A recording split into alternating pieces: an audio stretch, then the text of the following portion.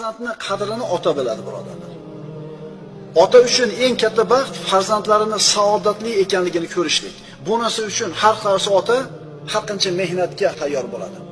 Bu narsani ko'pchilik farzandlar bilmaydi. Bolasini foydasini, bolasini manfaatini ko'zlab gapirgan otaning gapini malol oladi. Dadam qarib injiq bo'lib qoldi. Onam qarib injiq bo'lib qoldi. Agar bir otaning farzandlari, qizlari kuyovlari bilan, o'g'illari kelinlar bilan osoyishta hayot kechirayotgan bo'lsa, mana shu ota dunyodagi eng baxtli inson. Shuning uchun